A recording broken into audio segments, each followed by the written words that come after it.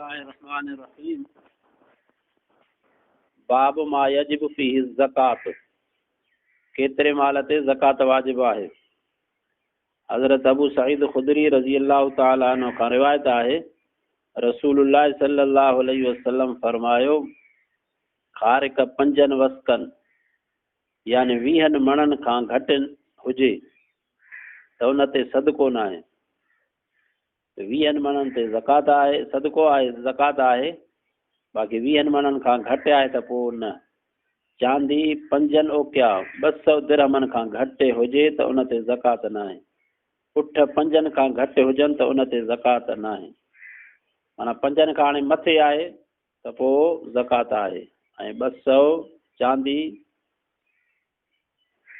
5 ओकिया 200 दिरहम ऐं ख़ारकूं 20 मण इन खां मथे आहे या 20 मण आहिनि त पोइ उनजी ज़कात आहे। हज़रत अबू हुरैरा रज़ी अल्लाह तआला अन्हु खां रिवायत आहे, रसूलुल्लाह सल्लल्लाहु अलैहि वसल्लम जिन फरमायो त मुस्लमान ते संदसि बाने ऐं संदसि घोड़े ते ज़कात न आहे। हिक रिवायत में आहे त बाने ते को सदको वाजिब न आहे सवाइ फितराने जे। हज़रत अनस रज़ी अल्लाह तआला अन्हु खां रिवायत आहे त हज़रत अबू बकर रज़ी अल्लाह अन्हु बहरेन वारनि हीअ लिखत मोकिली, अल्लाह जे नाले सां शुरू करियां थो, जेको बाजारो ऐं महिरबान आहे।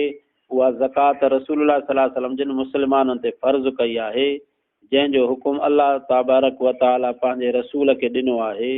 जंहिं मुस्लमान खां सही तरीक़े मुताबिक़ ज़कात घुरी वञे उहो अदा करे ऐं जंहिंखां वधीक घुरी वञे उहो न ॾे। ज़कात जो निसाब ही आहे, 24 या उन खां घटि उठनि ते 2 बकरियूं ज़कात आहे। हर 5 उठनि ते 1 बकरी आहे।